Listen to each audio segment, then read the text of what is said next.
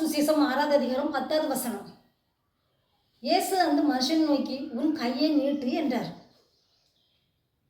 இயேசு ஓய்வு நாளிலே ஜெப ஆலயத்தில் பிரவேசித்து உபதேசித்துக் கொண்டிருக்கும் போது அந்த ஆலயத்திலே ஒரு சூமின வலது கை உடைய மனுஷன் இருந்தான்.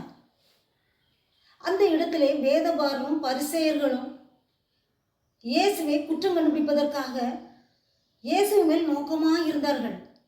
எதற்கு என்றால், ஓய்வு நாளிலே எந்த வேலையும் செய்யக்கூடாது என்று மோசேயின் பிரமாணத்தை இவர்கள் கடைபிடித்து வந்தபடியினால் இயேசு ஏதாவது நன்மை செய்வாரோ என்று அவர் மேல் நோக்கமாக இருந்தார்கள். இயேசு இவருடைய சிந்தையை அறிந்து அந்த சூமின கையுடைய மனுஷனை நோக்கி எழுந்து அவர்கள் நடுவே நில் என்றார். உடனே அவனும் எழுந்து அவர்கள் நடுவே நின்றான்.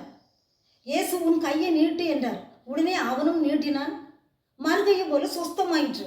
பிரியமானவர்களே, நன்மை செய்வதற்கும் ஜீவனை காப்பதற்கும் எல்லா நாட்களும் செய்யலாம் என்றுதான் இயேசு இந்த சூமின கையுடைய மனுஷனுக்கு ஒரு அற்புதத்தை செய்து காண்பித்தார்.